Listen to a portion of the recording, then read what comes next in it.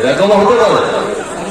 যাই হোক, আলহামদুলিল্লাহ রাব্বিল আলামিন, আসসালাতু ওয়াসসালামু আলা আশরাফিল আমবিয়া ওয়াল মুরসালিন ওয়া আলা আলিহি ওয়া আসহাবিহি আজমাইন, আম্মা বা'দ।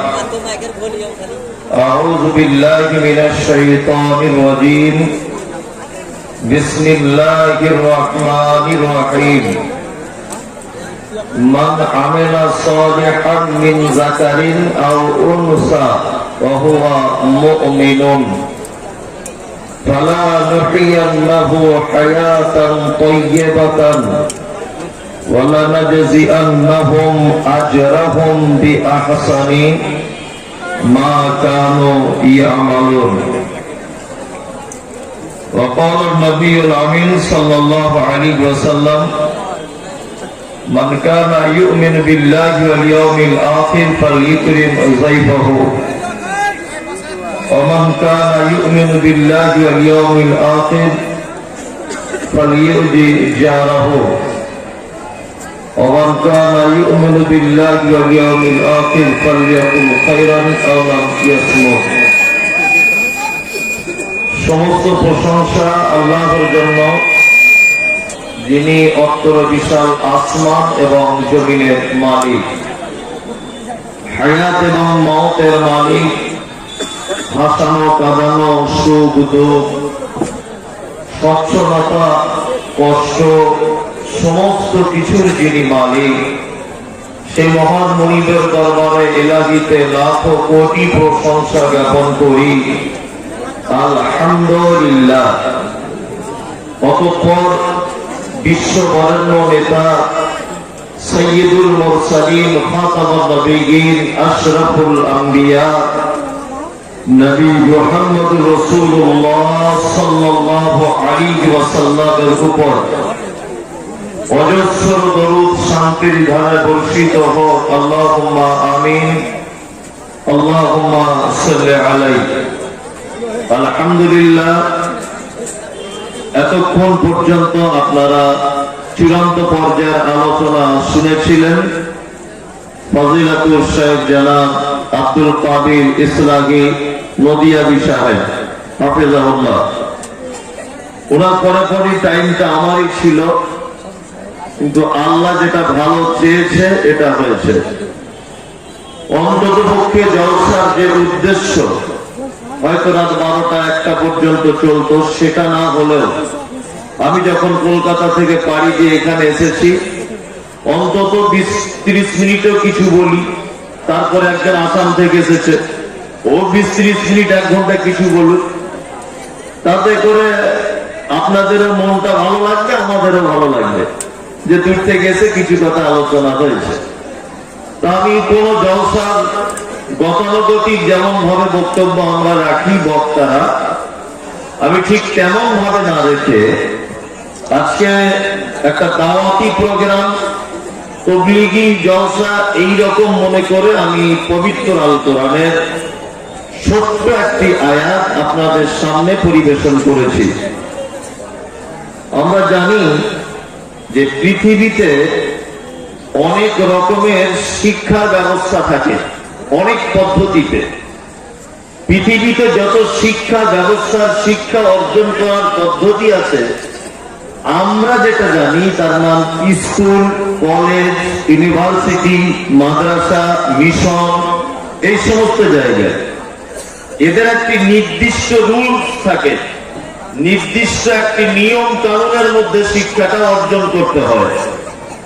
যেমন কোন 35 বছরের লোক যদি বলে যে আমি এখন ক্লাস 1-এ ভর্তি হব, এটা জীবনে সম্ভব নয়।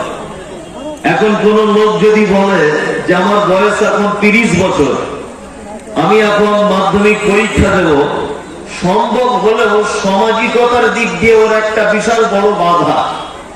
পরীক্ষার হলে অন্যান্য বন্ধুরা তাকে বলবে যে 35 বছর বয়সে তুমি মাধ্যমিক পরীক্ষা দিতে এসেছো, তুমি একজন বুড়ো মানুষ, এটা বলবে।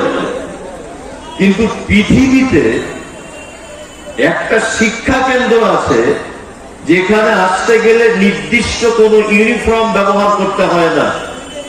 কোনো বয়সের সীমা বাধা থাকে না। তার নাম আমি তো মনে করি এই সমস্ত ইসলামিক জলসাগুলি। দেখুন এখানে আছে কেউ দাঁত খচড়াচ্ছে, কেউ বসে বসে বাদাম খাচ্ছে, কেউ বসে বসে খৈন দিয়েছে, কেউ পাঞ্জাবি পরে এসেছে, কেউ আমার মাথায় টুপি দিয়ে কালো টুপি নেই, কেউ এসেছে একেবারে অশিক্ষিত মানুষ, কেউ এসেছে একটু শিক্ষিত মানুষ, কেউ এসেছে বাচ্চা ছেলে, কেউ বুড়ো, কেউ আধা বয়স, মানে টোটাল এখানে যত মানুষ আছে আমরা বিভিন্ন রকম নিজের মতো করে সেজে এখানে এসেছি। প্রতিপক্ষ নির্দিষ্ট কোন নিয়ম শৃঙ্খলা বলে এখানে নেই, যেটাকে বলা যেতে পারে উন্মুক্ত শিক্ষা কেন্দ্র। জলসাটা মাইকের আওয়াজ ঠিক করো, আগে যেমন ছিল তেমন থাক, আর বেশি কোলাহল কি করিয়ে না, একদম কোলাহল করিয়ে না, আপনি কোথাও হাত দিবেন না, যেমন আছে তেমন থাক। আমি পবিত্র আন্দোলনে দুটি একটি আয়াত আরো বলে আপনাকে আমি কিছু জিনিসের শিক্ষা দিয়ে চলে যাবো ইনশাআল্লাহ। এটা আপনারা জানেন যে ইউটিউব সোশ্যাল মিডিয়ার মাধ্যমে আমার বক্তব্যগুলো অনেকটা বাস্তবের উপরে আলোচনা হয়। আমি কোনো বড় আলেম নয় যে শুধু হাদিস কোরআন বলবো তার তর্জমা করবো, এরকম বিদ্যাপতি আমার নেই। সূরা আন-নাহল আয়াত নম্বর 97, অত্র আয়াতে আল্লাহ তাআলা বলছেন, মান আমিলা সালিহান মিন যাকারিন আও উনসা ওয়া হুয়া মুমিনুন। আল্লাহ তাআলা বলছেন, তোমাদের মধ্যে নারী হোক বা পুরুষ হোক, যে কেউ ভালো কাজ যদি করে ঈমানের অবস্থাতে, আল্লাহ তাআলা বলছেন হায়াতান তাইয়্যিবাতান, তাহলে তাকে আমি দুনিয়াতে উত্তম বাসস্থান, উত্তম হায়াত দান করব দুনিয়াতে। আর মরে যাওয়ার পরে যেটা হবে ওটা আল্লাহ তাআলা তার পরে বলছেন। এখানে কথা হচ্ছে আল্লাহ তাআলা বলছেন তোমাদের মধ্যে নারী পুরুষ যে কেউ হোক যদি ভালো কাজ করে ঈমানের অবস্থাতে, তাহলে আল্লাহ বলছেন দুনিয়াতেই তাকে আমি পুরস্কারিত করব। এখন একটা কথা হলো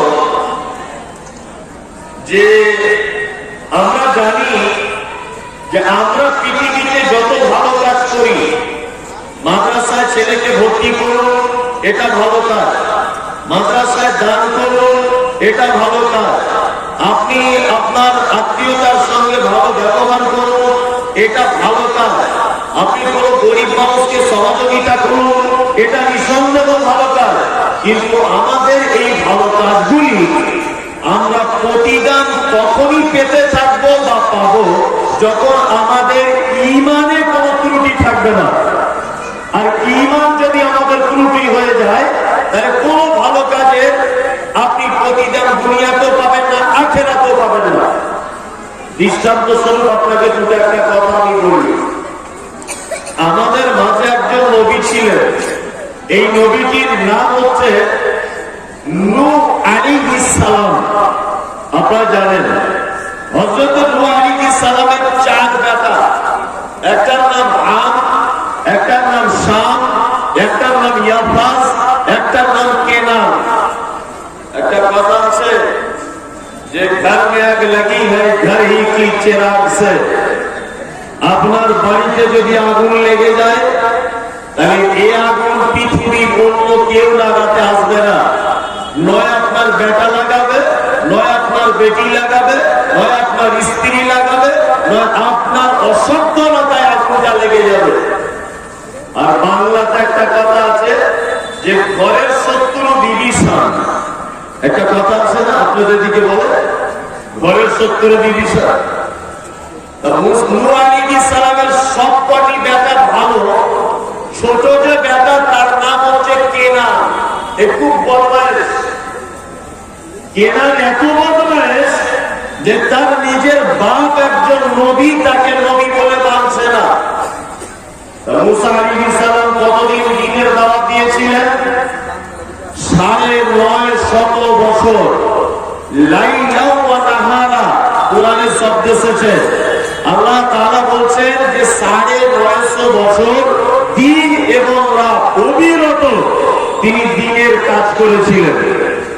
হযরত নূহ আলাইহিস সালাম মানুষ ঈমান এনেছিল কতটুকু না, মানুষ বেশি ঈমান আনেনি। কোন কোন তাফসীরের ভিতরে লেখা হয়েছে যে কেউ কেউ বলেছে ১৪০ জন, কেউ বলেছে শুধু ৪০ জন, আবার কেউ কেউ বলেছে ৬০ জনের মতো মানুষ ঈমান নিয়ে এসেছে, ঈমান আনাতে পারেনি। নূহ আলাইহিস সালাম আল্লাহকে বলছেন, আল্লাহ এই তাওহীদি মিশনটা আমার দায়িত্ব থেকে আমাকে অব্যাহতি দেওয়া হোক, কারণ আমার ৯৫০ বছর বয়স, আমার জবানে লোকনাথ পয়দা হচ্ছে, আমার শিরা উপশিরা গুলো নিস্তেজ হয়ে যাচ্ছে, আমি মানুষকে ভালো করে বোঝাতে পারছি না। আল্লাহ যদি দয়া করে এই তাওহীদি মিশনটা আমার উপর থেকে দায়িত্বটা নিয়ে অন্য কারোর উপরে যদি অর্পণ করা হয়, আমার মনে হয় এটাই চূড়ান্ত ফয়সালা হবে। আল্লাহ তাআলা নবী নূহকে ডেকে বলছেন, নূহ এক কাজ করো, তাহলে তোমার উম্মতদেরকে একবার ডেকে বলে দাও যে আমার আযাব আসছে, আমার আযাব আসছে। আল্লাহ তাআলাকে আবার বলা হচ্ছে যে আল্লাহ আযাব আসবে, তার নমুনা কেমন? বলছে নমুনা হচ্ছে যে মহিলারা যে চুলাতে রান্না করে, ওই চুলার ভিতর থেকে এমনিতে আগুন বার হবে, পানি বার হবে, এটাই আমার আযাব। নূহ আলাইহিস সালাম সমস্ত মানুষদেরকে ডাকলেন, ডাকার পরে বলছেন, শোনো আল্লাহ আযাব আসবে। আল্লাহ তাআলাকে বলছেন একটা কিস্তি তৈরি করো। কিস্তি তৈরি করা হলো, বিস্তারিত ঘটনা।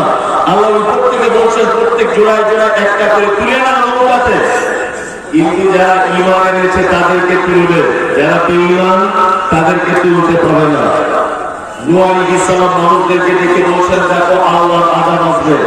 মানুষগুলি তখন বলছে, তোমার আল্লাহ এত বড় আল্লাহ আর এত বড় পাওয়ারফুল তোমার আল্লাহ, সামান্য চুলের ভিতর থেকে পানি দিয়ে মারবে, এটা তোমার কেমন আল্লাহ?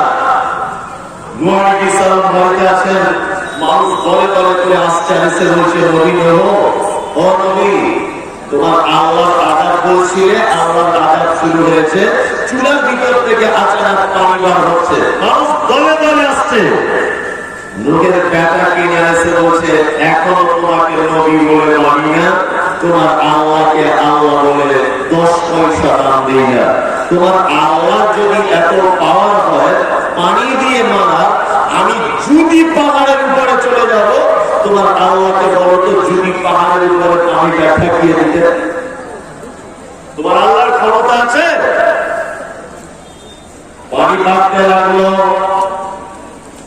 আস্তে আস্তে করে পানি বাড়ছে, এক হাতে হলো, এক কোমর হলো, এক গলা হলো, আস্তে আস্তে করে যখন যদি পাহাড়ের উপরে চলে গেল, নাম হলো তার কেনান। যদি পাহাড় পানি ওভারটেক করে দিল, কেনান যখন নৌকাতে উঠতে পারল না, চারিদিকে পানিতে হাবুডুবু খাচ্ছে, আর যেন বলছে নিজেকে যে যদি আমার আব্বার উপরে ঈমান আনতাম তাহলে হয়তো বেঁচে যেতাম। আর নবী নূহ বেটা চারিদিকে নৌকাটা নিয়ে ঘুরছে আর বলছে, ইন্নাহু লিআহলিহি, আল্লাহ গো পৃথিবীর কেউ নয়, এটা হলো আমার বেটা, আমার বেটা আমার চোখের সামনে মারা যাবে, এটা মেনে নেওয়া যায় না। রব্বুল আলামিন একবার যদি আমার বেটাটাকে নৌকাতে তুলে নিই তাহলে কি ভুল হবে? আল্লাহ বলছেন, শুনে নাও, পৃথিবীর অন্যান্য মানুষ যেমন তোমার নৌকাতে উঠতে পারে না, তোমার বেটা ঈমান আনেনি, এই কারণে তোমার বেটাও নৌকায় উঠতে পারে না। তার মানে বোঝা গেল, ঈমান যদি না থাকে, নবীর বেটা হয়েও পৃথিবীতে কোনো কাজ হবে না, কোনো কাজ হবে না। নবীর বেটা হয়েও ঈমান যদি না থাকে, নবীর বেটা হয়েও কোনো সাবসিডি পাওয়া কি যাবে না। আমাদের মাঝে একজন লোক ছিলেন, তার নাম মুহাম্মদ সাল্লাল্লাহু আলাইহি ওয়াসাল্লাম, নাম শুনেছেন? মারাত্মক লোক মুহাম্মদ সাল্লাল্লাহু আলাইহি ওয়াসাল্লাম, যার বিকল্প কোনো লোক নেই। যে লোকটি দীর্ঘ 63 বছর বয়সে একটা মিথ্যা কথা বলেনি, যে লোকটি দীর্ঘ 63 বছর বয়সে কোনদিন আমানতের খিয়ানত করেনি। যে লোকটা দীর্ঘ 63 বছর বয়সে তার কোন স্ত্রী বলেনি যে স্বামী হিসাবে মোহাম্মদ লোকটা খুব খারাপ, এ কথা তিনি বলেননি, কোন বিবিরা বলেননি। আমাদের নবী মুহাম্মদ সাল্লাল্লাহু আলাইহি ওয়াসাল্লাম ইতিহাস পড়ে দেখেছি যে উনি যখন মায়ের পেটে ছিলেন ওনার আব্বা মারা গেছিল, তাই তো? আব্বা মারা গিয়েছিল, চাচা আবু তালেবের কাছে লালন পালন করেছে, তার চাচা মারা যাচ্ছে। আপনার জীবনে কোনদিন ইসলামিক ইতিহাসে পড়েছেন বা কোথাও কোনো চটি বইয়ে বা কোনো বক্তার মধ্যে শুনেছেন যে আবু তালিব কখনো হযরত মুহাম্মদ সাল্লাল্লাহু আলাইহি ওয়াসাল্লামের বিরুদ্ধে কথা বলেছেন? দেখেছেন? কখনো বলেননি। বড় বেঈমান মুশরিকেরা আল্লাহর নবীকে মারতে এসেছেন, আর আবু তালিব প্রাচীরের মতো দাঁড়িয়ে গিয়ে বলেছে, এই মুহাম্মদকে মারতে পারবে না, একদম মুহাম্মদের গায়ে হাত দিতে পারবে না, কারণ ওর বাপ নাই, যত দায়িত্ব আমার। ওর ইসলামটাকে যদি তোমরা কবুল যদি না করো ওকে মারতে পারবে না। বেঈমান মুশরিকেরা মারতে এসেছে, বলছে মারা যাবে না। আপন নিজের চাচা মারা যাচ্ছে, নিজের চাচা মারা যাচ্ছে। আল্লাহ নবী সাল্লাল্লাহু আলাইহি ওয়াসাল্লাম মাথার কাছে গিয়ে বসে বলছেন, চাচা যে একবার যদি কলমাটা বলো তাহলে কিয়ামতের মাঠে আমি আপনার হয়ে আল্লাহর কাছে কিছু বলতে পারবো, কিছু অন্তত বলতে পারবো আল্লাহর কাছে। তখন আবু জেহেল আবু আবদুল্লাহ সাইবা পিছন দিক দিয়ে এসে বলছে, কি ব্যাপার আবু তালিব, এতদিন আমাদের উপরে ছিলেন, এখন নিজের ভাতিজের কথা মতো মরার আগে তার আল্লাহকে বিশ্বাস করে মরবে? এটা কোনদিন হয়? চলো আমাদেরটাই চূড়ান্ত। চাচা ভাতিজার কথা চলছে, আবু জেহেল আবু লাহাবের কথা চলছে, এই সময় মারা গেলেন নিজের চাচা আবু তালিব। আল্লাহ নবী সাল্লাল্লাহু আলাইহি ওয়াসাল্লাম নিজের জবানে বলছেন, কি বলছেন? আল্লাহ নবী বলছেন, আমার চাচাকে কিয়ামতের মাঠে জাহান্নামের সবথেকে হালকা একটা আযাবটা হচ্ছে এই দুটি লোহার জুতা গরম করে আমার চাচার পায়ে পরিয়ে দেওয়া হবে। সেই দুটি লোহার জুতার গরমে আমার চাচার মাথার মগজটা টকবক টকবক করে ফুটবে। তার মানে বোঝা গেল, ঈমান যদি ঠিক না থাকে নবীর চাচা হয়েও বাঁচা যাবে না, বাঁচা যাবে না। আজকে বর্তমানে একটা চিটিংবাজি ব্যবসা চলছে, আপনাদেরকে বলছি, চিটিংবাজি ব্যবসা। আচ্ছা, আপনারা কোনদিন দেখেছেন যে ইমামে আজম বলা হয় ইমাম আবু হানিফা রাহমাতুল্লাহ আলাইহিকে? কি বলা হয়? ইমামে আজম, বড় ইমাম। উনি ইমাম বুখারী, উনি একজন ইমাম। ইমাম আহমদ বিন হাম্বল, উনি একজন ইমাম। ইমাম শাফি, উনি একজন ইমাম। ইমাম নববী, ইমাম ইবনে তাইমিয়া, সারা পৃথিবীতে যত ইমাম উপাধিতে বসিত হয়েছেন যারা, আচ্ছা দেখেছেন আপনি যে ইমাম আবু হানিফার বেটা সে ইমাম হয়েছে? দেখেছেন? দেখতে পাবেন না। ইমাম বুখারীর বেটা না পড়ে শুধু ইমাম বুখারীর বেটা বলে ইমাম হয়েছে, দেখেছেন আপনি? দেখতে পাবেন না। আপনি দেখেছেন যে ইমাম ইবনে তাইমিয়ার বেটা শুধু ইমাম ইবনে তাইমিয়ার বেটা বলি ইমাম হতে পেরেছে? আপনি দেখেছেন? দেখতে পাবেন না। আমি মাওলানা মুনতাজুল ইসলাম, আমি খুব বড় বক্তা, খুব বড় আলেম, ধরে নেন। আচ্ছা, আমার বেটা যে ও মাদ্রাসায় পড়ুক আর না পড়ুক, আমি মৌলভী সাহেব বলে আমার বেটাকে কেউ মৌলভী সাহেব বলবে? বলুন, কেউ বলবে? আর যদি কেউ বলে তাহলে ও ভালো লোক না খারাপ লোক? খারাপ লোক। পৃথিবীতে একটা চিটিংবাজি ব্যবসা চলছে, এটা আমি সোশ্যাল মিডিয়ার মাধ্যমে যখন বলেছি আমার 2-4 বার, তখন কমেন্ট বক্সে কমেন্ট আসছে, হুজুর তাদেরকে আপনি পীর সাহেবদের মানেন না? আচ্ছা, আপনি কতটা পীরের ভক্ত? আমি তার থেকে 3 গুণ ভক্ত। হ্যাঁ, আপনি কতটা ভক্ত? আপনি কোন পীরের মুরিদ? আমি ভারতবর্ষে এমন কোন পীর নেই যে তার মুরিদ নেই, আমি সব পীরের মুরিদ। কেমন ব্যবসা! আপনি আশ্চর্য হয়ে যাবেন। আমি দক্ষিণ 24 পরগনায় কিছুদিন আগে একটা প্রোগ্রাম গেছিলাম দক্ষিণ 24 পরগনাতে। তা ইউটিউব থেকে ওরা আমাকে নিয়ে গেছে। আমি যখন ভাত খেতে বসেছি দেখলাম 20টা অন্তত যুবক ছেলে আমার খাবার পাশে বসে আছে, তোরা 10 জনের পাশে। আর আমি মাছ খাচ্ছি, মাছের কাঁটাগুলো ফেলে দিচ্ছি, ওরা নিয়ে দেখছি চুষছে। কেমন ব্যাপার হলো? আমি কাঁটা পেয়েছি, ওরা ওই কাঁটা নিয়ে চুষছে কেন?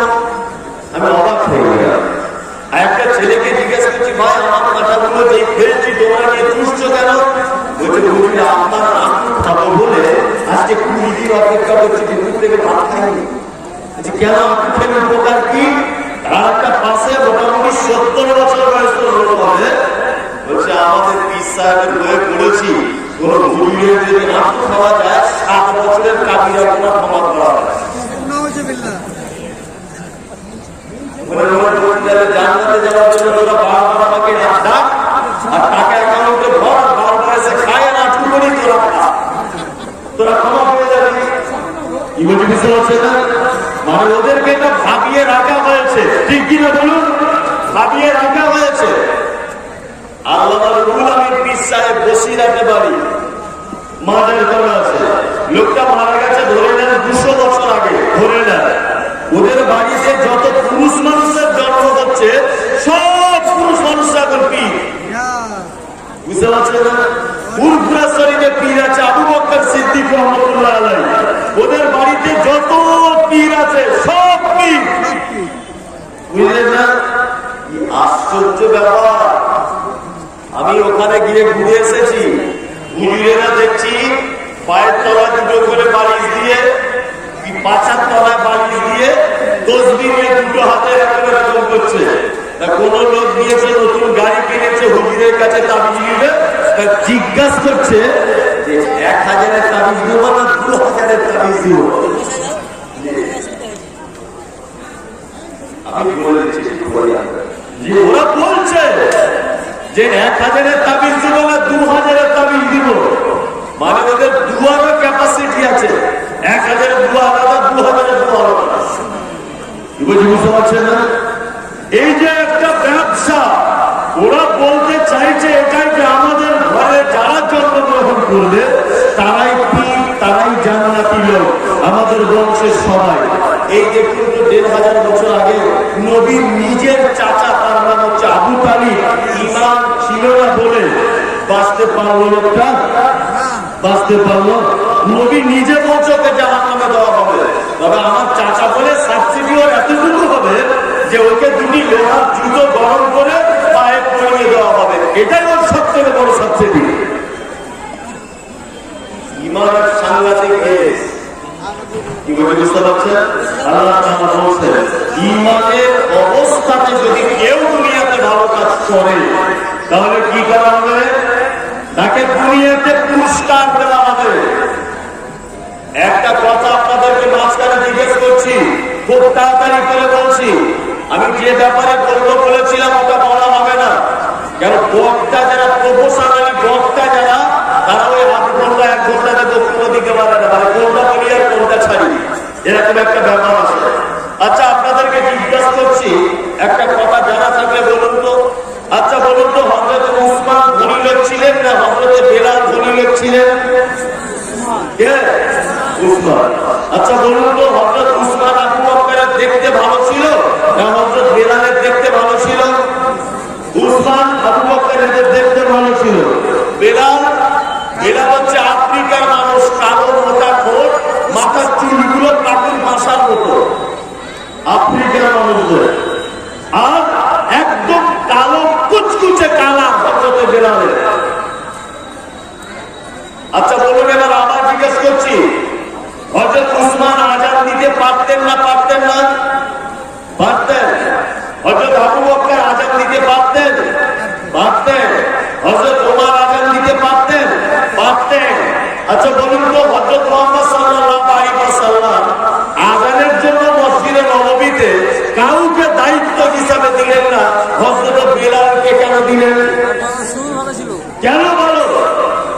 বলার কণ্ঠ ভালো ছিল, এটা তো একটা বিষয়। আর একটা বিষয়, বেলালের ঈমানের এত তেজ ছিল, হযরত বেলাল আনার ব্যাপারে যত কঠিন পরীক্ষার সম্মুখীন হয়েছেন, ওমর উসমান আবু বকরকে এত কঠিন পরিস্থিতির সম্মুখীন হতে হয়নি।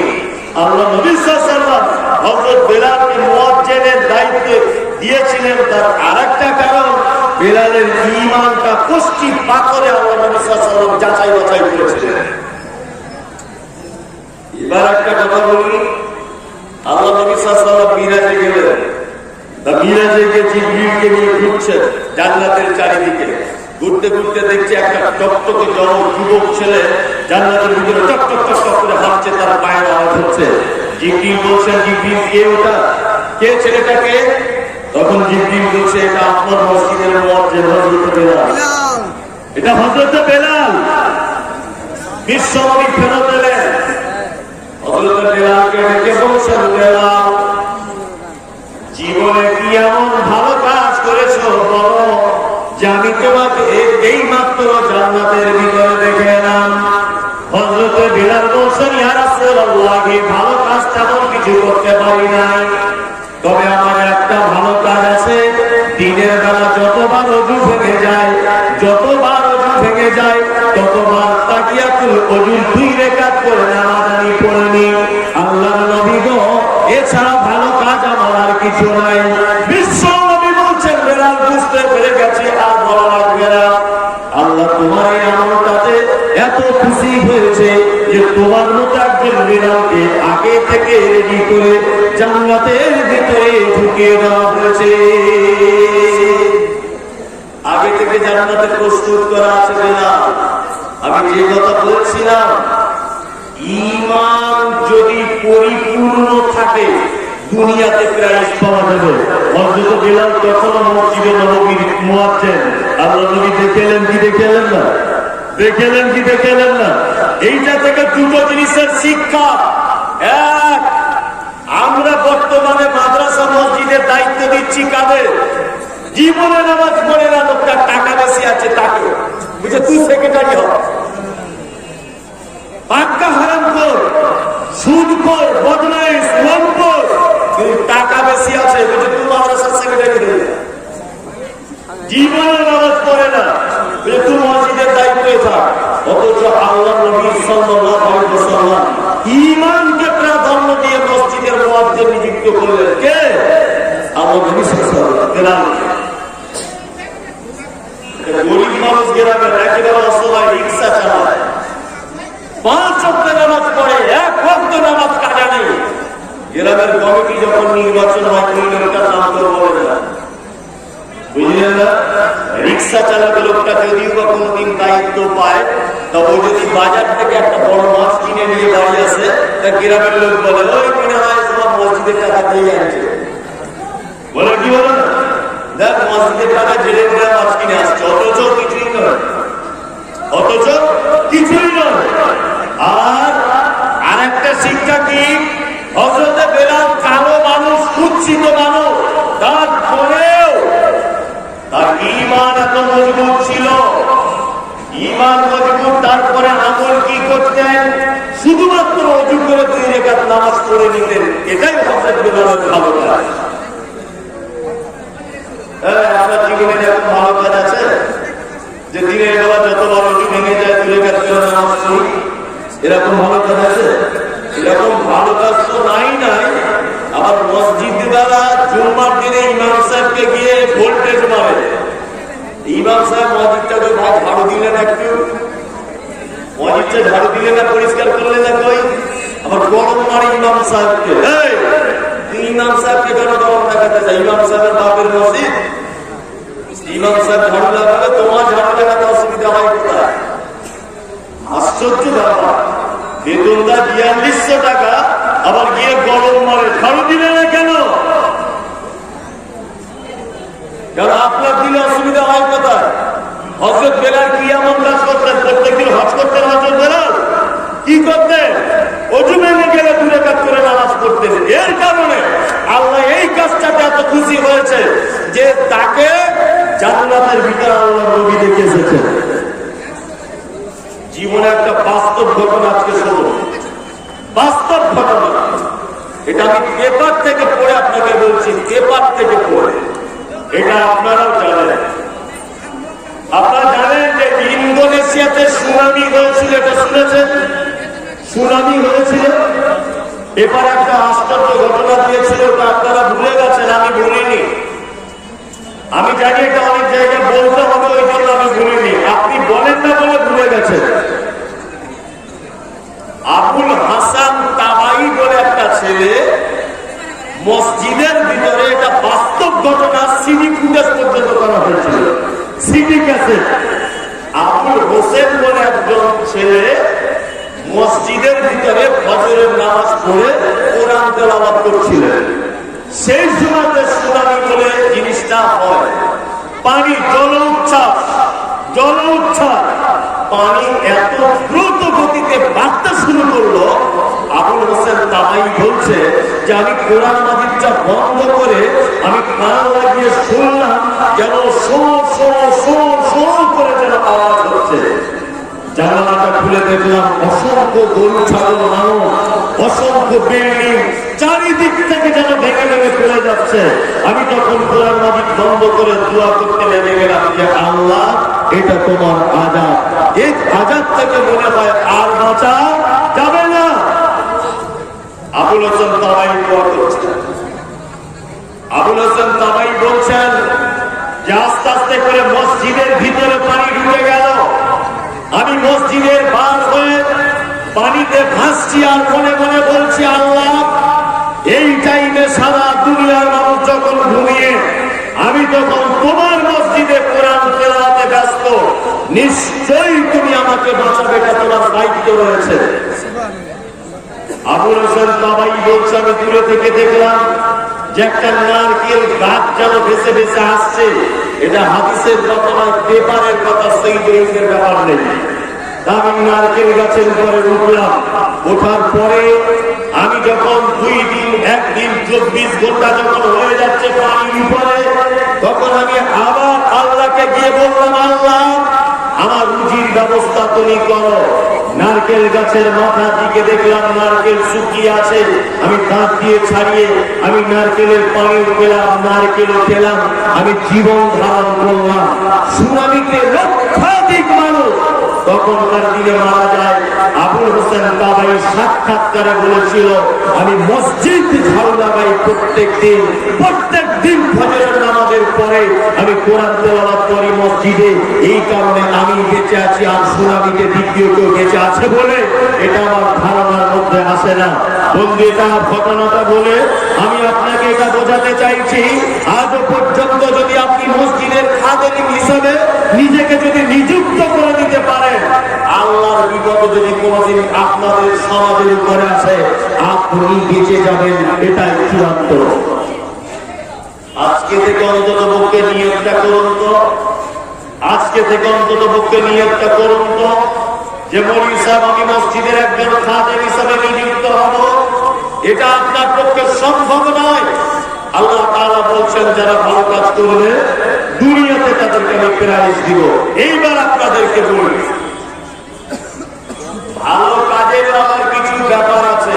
সব কাজ ভালো নয়, সব কাজ ভালো নয়।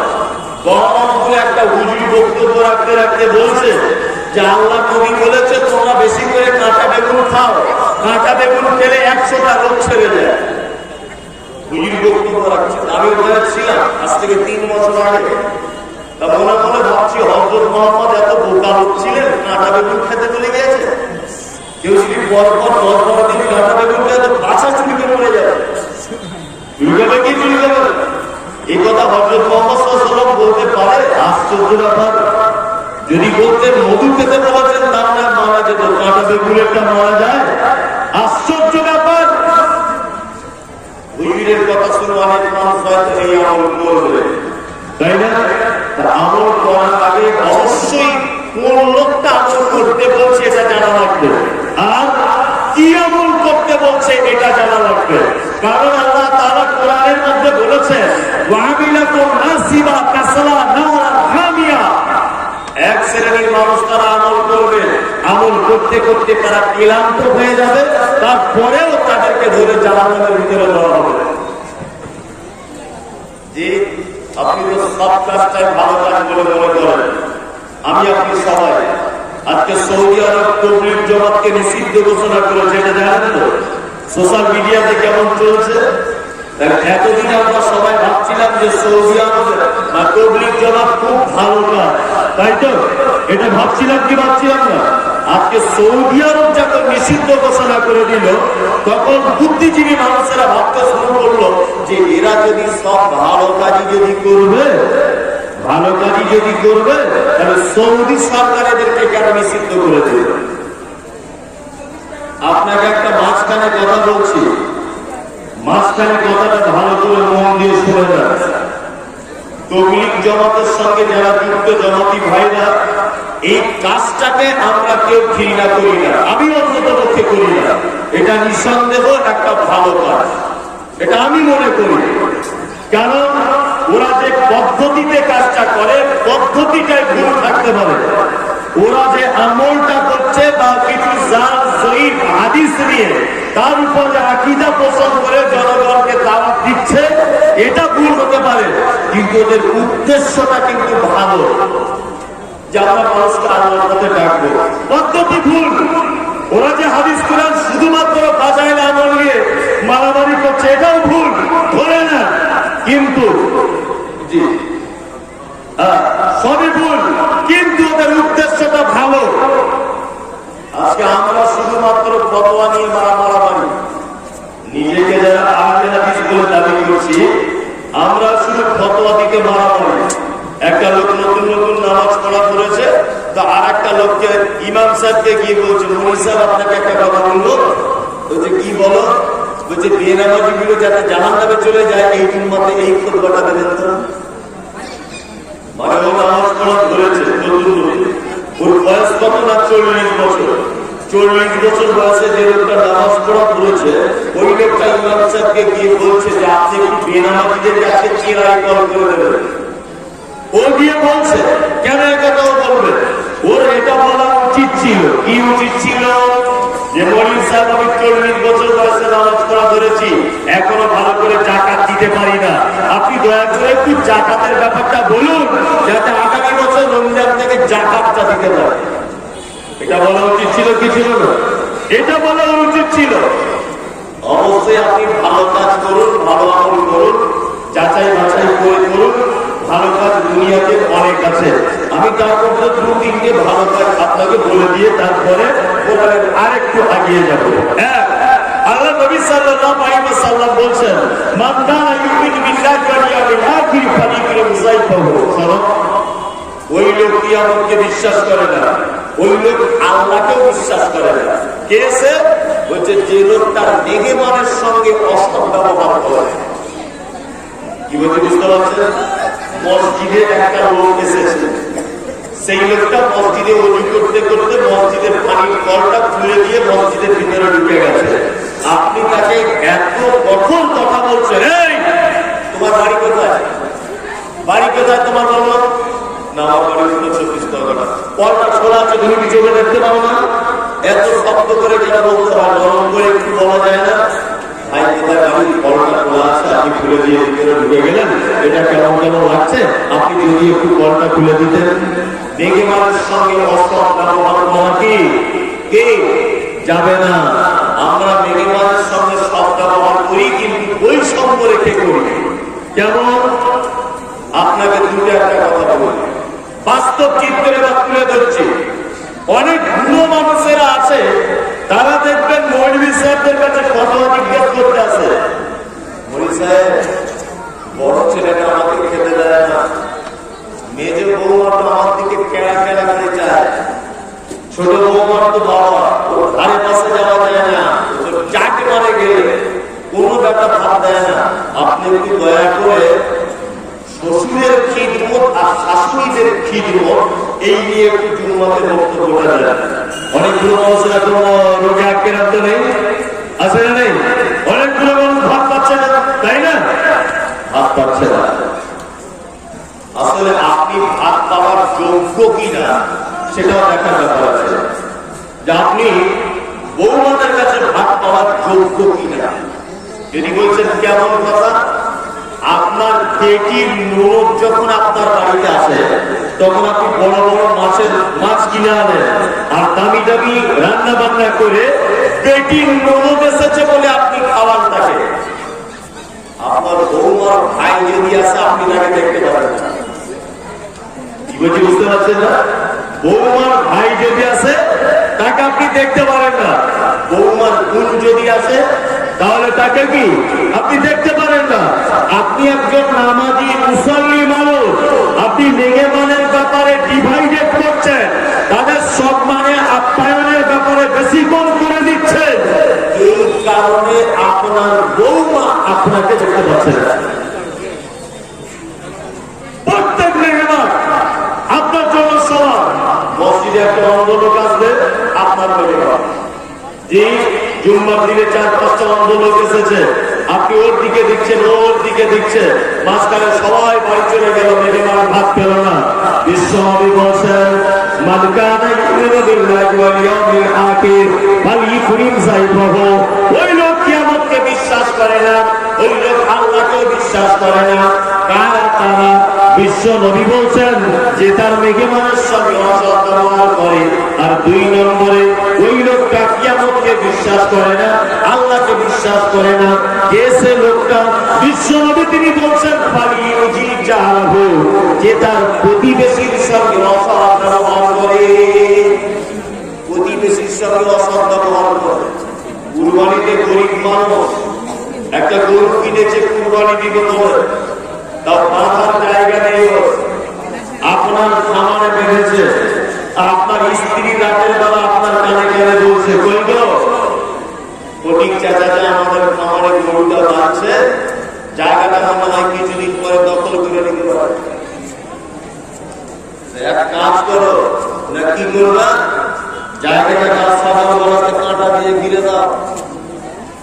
এই একেবারে রাজ সাহেবের কাটার মতো বইয়ের কথা শুনে সকালবেলা জায়গাটা কাঁটা দিয়ে ঘিরে দিল। এরকম ভালো লোক আছে না? সমাজে আছে। একটা গরিব মানুষ একটা জমির পরে জমি কিনেছে, রাস্তা পাচ্ছে না, ঘর করবে, তার যে সামনের ফান্ডের মালিক তার দিয়ে পায়ে ধরছে, চাচা অন্তত 3 ফুট রাস্তা আমাকে দাও, বিক্রি করে দাও, তুমি আমাকে টাকা নাও। 3 বছর ধরে ঘুরছে, ও জায়গাটা ওকে দিবে না। এমন চাচা ভাব দেখাচ্ছে যে ওর কবর হবে ওই জায়গাটা, বুঝলেন না? আবার কিছু লোক আছে মসজিদের বাথরুম ঘরটা একটু ভালো করে হয়, একসাথে জায়গা দিয়ে দিলে মসজিদের বাথরুমটা টেড়া হয় না, সোজা হবে। ওকে বলা বলে ও বলে আমি দিতে পারবো না। সব জায়গায় কি ফ্রিতে ফ্রিতে দিয়ে দিবে? হ্যাঁ, এরকম লোক আছে না নাই? আবার কিছু লোক আছে এত বদমাইশ কি জায়গার সীমা এইখানে আর 4 আঙুল দূরে গাছ বসাচ্ছে, বুঝলেন না? যখন আম হচ্ছে, ফুল হচ্ছে, ওই গাছের ডালগুলো তখন অন্যদিকে চলে যাচ্ছে, যাচ্ছে কি যাচ্ছে না? আর ওই বাড়িওয়ালা যখন ওকে বলছে ভাই ডালটা কেটে নাও, তখন গাছওয়ালা বলছে আমার জায়গাতে গাছের গোড়া আছে, ডাল যেতেই পারে। আমি মোহাম্মদ ইসলাম বলে দিয়ে যাচ্ছি, ওই গাছের ডালগুলো বাড়ি গিয়ে সকালে কেটে দেন, আপনার চুল পরিমাণ কোনো পাপ হবে না, চুল পরিমাণ কোনো পাপ নেই। বদমাইশি করার জায়গা পাও না, প্রতিবেশীর সঙ্গে সদ্ব্যবহার করতে হবে। এটা আল্লাহর নবী বলছেন, কেউ যদি প্রতিবেশীর সঙ্গে অসৎ ব্যবহার করে, আল্লাহর নবী বলছেন তার ঈমানের খতরা আছে। নাম্বার 3, ফালিয়াকুল খায়রান আও লা ইয়াসমু। বিশ্ব নবী তিনি বলছেন কি তোমার জবান যদি থাকে মিষ্টি কথা বলো, না হলে তুমি চুপচাপ মেরে বসে থাকো। জবান হলে মিষ্টি কথা বলো, তাছাড়া তুমি চুপচাপ মেরে বসে থাকো। এ কথা বিশ্ব নবী মুহাম্মদ রাসূলুল্লাহ সাল্লাল্লাহু আলাইহি ওয়াসাল্লাম তিনি বলছেন। আল্লাহ তাআলা বলছেন মান আমিলা সালিহান মিন যাকারিন আও উনসা ওয়া হুয়া মুমিনুন ফালা নুহয়িন্নাহু হায়াতান তাইয়্যিবাতান ওয়া লা নাজজিআন্নাহুম আজরাহুম ফি আহসানি মা কানু ইয়ামালুন। শোনো, তোমরা যদি ঈমানের অবস্থাতে ভালো কাজ যদি কেউ করো, নারী হোক বা পুরুষ হোক, যে কেউ হোক, আল্লাহ তাআলা বলছেন হায়াতান তাইয়্যিবাতান, দুনিয়াতে তোমাদেরকে পুরস্কার দিব, যেমন হযরতে বেলালকে দেওয়া হয়েছিল আবু তালহার স্ত্রী উম্মে সুলাইমকে। আল্লাহ তাআলা বলছেন দুনিয়াতে পুরস্কার দিব, আর তোমরা দুনিয়া থেকে ভালো কাজ করবে তার প্রতিদান হিসাবে আমি আল্লাহ তোমাদেরকে আখিরাতে পুরস্কার দিব, জান্নাত। এ সম্পর্কে তোমরা কেউ অবগত নও। 5-10 মিনিট যা আল্লাহ মোহাম্মদ আগা চলো ভাবে বড় করে নিচ্ছে। আব্দুল রহমান আসাম থেকে আসে, ও আমার পরে এসে ও বলবে মাদ্রাসার অনেক টাকা লস ছিল, অনেক টাকা লস। আমরা এটা বুঝতে পারছি। আমাকে সালাফি নাজিম যিনি আছেন, সালাফি ভাই খুব পরিচিত মানুষ, আমার কাছে গিয়ে বলছেন আপনারা এত দূর থেকে এলেন, তা আপনাদেরকে কি করতে হবে বলুন, ব্যবস্থা দেওয়া হবে না? আমি বললাম কিছু করতে হবে না, কিছুই করতে হবে। কেন কি করতে হবে না? আপনারা রাস্তাটা করে এলেন, এটা তো আমরা তো গরু ছাগল নয় যে বুঝি না, কত মানুষ বুঝি যে প্রোগ্রামটা হয়নি, মাদ্রাসার ব্যবসা মারতে এসে এত লাখ টাকা লস। জি, যেটা ভালো হবে সেটা করুন। এখানে যে বিসিসিআই দ্বারা আপনাদের বলুন মানুষজন আছে যখন, ওই জন্য আপনাকে বললাম আজ 5 মিনিট একটা কথা বলছি, যারা বসে আছেন দাঁড়িয়ে আছে এই কথাটা শুনে বাড়ি চলে যান, আর আব্দুল রহমান এলে বলবেন। আপনি আপনার কাছে একটা খুব বিনীত অনুরোধ করছি, আজকে আমি বক্তা হিসেবে এই মুহূর্তে বক্তব্য দিচ্ছি না, সাধারণ একটা লোক হিসাবে আপনার কাছে একটা অনুরোধ করছি। অনুরোধটা কি? ছোট্ট একটা কথা আপনাকে বলছি। আর ঈদের দিন ছিল, আপনার মা, আপনারা 4 ভাই, আপনার মা 4 ভাইয়ের কারোর বাড়িতে জায়গা পেল না। আপনার মা বারান্দাতে এক সাইডে মশারি টাঙিয়ে থাকে। আপনি আপনার ঈদের দিনে আপনার স্ত্রীকে, আপনার ছেলেকে, মেয়েকে, সবাইকে আপনি জামা কাপড় কিনে দিয়েছেন। আপনি নিজে ভেবেছেন যে আমার মায়ের শাড়িটা মনে হয় আমার বড় ভাই দেবে, বড় ভাই ভেবেছে মনে হয় ছোট ভাই দেবে, ছোট ভাই ভেবেছে মনে হয় মেজ ভাইটা দেবে। ঈদের সন্ধ্যাবেলা পর্যন্ত আপনার মা একটা শাড়ি পেল না। ঈদের দিনে বাড়িতে নতুন নতুন খাবার রান্না করা হয়, আপনার স্ত্রী ভেবেছে আমার বড় যা মনে হয় আমার শাশুড়িকে দেবে, আমার মেজ যা মনে হয় আমার শাশুড়িকে দেবে। সবাই এটা ভেবে ভেবে সন্ধ্যা পর্যন্ত তোমার মা খুব সুন্দর তৈরি করা খাবার তোমার মা পেল না। তোমার মা যে পাবে না, তোমার মায়ের অপরাধ আছে। কি অপরাধ তোমার মা? ঈদের দিকে তোমার কাছে একটা নতুন শাড়ি পেল না। তোমার মায়ের অপরাধ এটাই যে তোমাকে পৃথিবীর আলো দেখাতে গিয়ে তোমার মাকে পরপুরুষের সামনে উলঙ্গ হতে হয়েছিল। এটা তোমার মায়ের সব থেকে বড় অপরাধ। তোমার মায়ের অপরাধ ঈদের দিনে নতুন শাড়ি পেল না, তোমার দুতলা বাড়িতে থাকতে পেল না। তোমার মায়ের অপরাধ কি? তোমার মায়ের এটা অপরাধ তোমাকে জন্ম দিতে গিয়ে তোমার মায়ের বেলাত শূন্য হয়ে গিয়েছিল। এটা তোমার মায়ের অপরাধ। তোমার মা ঈদের দিনে তোমার কাছ থেকে 10 টাকাও পেল না। তোমার মায়ের অপরাধ কি? তোমার মায়ের তখন 26 বছরের টকটকে অপরূপা সুন্দরী তোমার মা ডাক্তার অপ্রশ্নের ঘরে নিয়ে গিয়ে ধারালো কাঁচি দিয়ে তোমার মায়ের পেটটা এক দিকটা কচি চামড়াটা কেটে তোমাকে বার করে আবার সেলাই করে দিয়েছিল। এটা তোমার মায়ের অপরাধ। তোমার মা ঈদের দিনে নতুন শাড়ি পেল না। তোমার মায়ের অপরাধ এটাই যে তোমার মায়ের মাথা ভরা কালো কুচকুচে চুল তোমাকে পৃথিবীর মুখ দেখাতে গিয়ে রক্ত জমে তোমার মায়ের মাথার চুলগুলো জমাট বেঁধে গিয়েছিল। এটা তোমার মায়ের অপরাধ। তোমার মায়ের অপরাধ কি ঈদের দিনে নতুন শাড়ি পেল না? এখনো তোমার মা, তোমরা 4 ভাই 15 দিন করে পানা সিস্টেম করে তোমার মা খায়। 16 দিন হয়ে গেলে তোমার বউ বড় বড় চোখ বার করে আর বলে তুমি ক্যালেন্ডার দেখে খেতে পারো না। এই কথা তোমার মাকে শুনতে হয় কেন? তোমার মা যে বড় মৃত্যু। তোমরা 8 ভাই বোন ছিলে, তোমরা সবাই স্কুলে পড়তে, ভাত অল্প থাকতো, তোমার মা দেখতো এখনো বড় ছেলেরা স্কুল থেকে ফেরেনি, তোমার মা যদি ওই ভাতটা খেয়ে নিত তাহলে তোমার স্কুল থেকে ফিরে খাওয়া হতো না।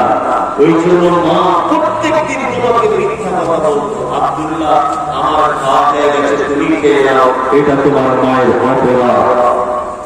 তোমার মা যেদিন হসপিটালে ছিল, তোমাকে জন্ম দেওয়ার পরে তোমার মায়ের শরীরে এনার্জি কমে গেছিল, তোমার নানি বলেছিল ভাত পাঠিয়ে দিচ্ছি তুমি কিছু খাও না তো তুমি বাঁচবে না। তোমার মা গায়ে ভাত তুলতো আর তলা দিয়ে ভাত পড়ে যেত, মায়ের স্বাদ থাকতো না, কিন্তু বাঁ হাত দিয়ে তোমাকে বলে ফেলে রেখেছিল, কোনদিন তোমার মা তোমাকে কোল থেকে ফেলে দেয়নি, এর নাম মা। তোমার মা ঈদের দিনে তোমার সমস্ত আনন্দ থেকে বঞ্চিত হলো, তার কারণ কি? তুমি তোমার মায়ের কাছে স্কুলে যাবে বলে একটা সাইকেল বায়না করেছিলে, তোমার মা অনেক ছেলে মেয়ে তো ওই জন্য একদিন রোজা রাখতো আর একদিন রাখতো না, যেদিন রোজা রাখতো সেদিনকার টাকাটা জমিয়ে আস্তে আস্তে করে 900 টাকা দিয়ে তোমাকে সাইকেল কিনে দিয়েছিল, এটা তোমার মায়ের অপরাধ। তোমার মায়ের অপরাধ কি? চিকিৎসা বিজ্ঞানীরা বলেছে একটা ছেলে প্রত্যেক দিন 8 বার করে তার মায়ের বুকের দুধ পান করে, প্রত্যেকবারে 250 গ্রাম করে দুধ পান করে একটা বাচ্চা। কোরআনের ভাষাতে 30 মাস একটা বাচ্চা তার মায়ের দুধ পান করে, 30 মাস তুমি হিসাব করে দেখলে 750 মণ দুধ তোমাকে পান করিয়েছে, 750 মণ। তোমার আব্বা মানে পৌষ মাসের হাড় কাঁপানো শীতে তুমি ভালো স্কুলে পড়বে বলে তোমার প্রাইভেটের বাইরে দিলে বলে পৌষ মাসের হাড় কাঁপানো শীতে আরামের কম্বল কেটে ফেলে দিয়ে তোমার আব্বা মাছের ব্যবসা করতো, তোমার আব্বা টোটো চালাতো, সব লোক যখন হাড় কাঁপানো শীতে বাড়িতে যখন কম্বলের ভিতরে আরাম করে, তোমার আব্বা ভোর 3টার সময় এখান থেকে শান্তি চলে যায়, এখান থেকে টোটো চালিয়ে হরিশ্চন্দ্রপুরে যায়, এখান থেকে মাগুরায় যায়, এখান থেকে আপনার মধুবাড়ি পড়ে যায়, মাছের ভাড়া নিয়ে সবজির ভাড়া নিয়ে পুরো মানুষ ঠক ঠক করে কাঁপে তোমার ভালো জায়গায় অ্যাডমিশন হওয়ার জন্য। তোমার আব্বা এটা করেছিল। তুমি এত অবিবেকবান, তুমি এত নিষ্ঠুর যে আজকে তোমার আব্বা মারা গেল, কুইন্টাল কুইন্টাল মাটি তোমার আব্বার মায়ের বুকের উপরে চাপিয়ে তুমি নিষ্ঠুরের মতো বাড়ি চলে এসে 2 দিন 1 দিন কেঁদেছ, তারপরে তুমি ভুলে গেছো, আর কোনদিন তোমার মনে পড়ে না। মনে পড়ে? কেউ মনে রাখে? কেউ রাখে না। 2 টাকা 20 টাকা কেজি যদি দুধ হয়, 750 মণ দুধের দাম কত হিসাব করেছে? এখন গরুর দুধের দাম 40 টাকা 50 টাকা লিটার, 750 মণের মতো দুধ পান করেছে আপনারা। আশ্চর্য ব্যাপার। আপনারা থানা জায়গাতে এটা আমার দায়িত্ব কর্তব্যের মধ্যে অন্তত 10টা গরু যাবে না, আমার আব্বা আর আমার মায়ের জন্য আমি 2000 টাকা আমার কাছে দিলাম, হাত তুলে রাখবেন। একজন আল্লাহ এটা দেখছে যে এই পরিস্থিতি কেউ ও বসে এখানে 2-1টা হাদিসের কথা শুনে মাদ্রাসায় দিয়েছে, বলুন একজন মাশাআল্লাহ আর 500 টাকা দিবেন আপনার জন্য দেন। আপনি 1000 টাকা বলুন যে বলুন স্যার জলসা তো হচ্ছেই না, 1000 টাকা আমি মাদ্রাসায় ভিজে ভিজে দিয়ে গেলাম আমার আব্বা মায়ের জন্য, বলুন এই একটা লোক বলুন, বলুন কত? 300 টাকা দেন, 300 টাকা দেন, 1000 নেই পরে দিয়ে দেবেন, ওটা লেখা তো আমরা নিয়োগ করে না যে পরে দিয়ে দেবো। এই 1000 টাকা বলেছি, যার মাদ্রাসা দেন। মানুষ একটা সুযোগ পেয়ে গেছে, সুযোগ পেয়েছে না, এটা আপনার হবে পরীক্ষা চলছে, যে পরীক্ষাটা আপনি পাস করতে পারেন কিনা এটা মতো ব্যাপার হতে পারে। আসলে 1000 টাকা দেন আপনি, এটা আমার কোনো জোর জবরদস্তি নেই, যা হয় সেটাই। 500 টাকা দেন আপনি, আব্দুল রকিব মাস্টার 500 টাকা এই দেন আপনি দিবেন দেন মাশাআল্লাহ এটা মাদ্রাসা বলছি দেন সবাই দেন টাকাগুলো দিয়ে যাবে তুলে নেন স্যার এই দেন আপনি দিবেন না কেউ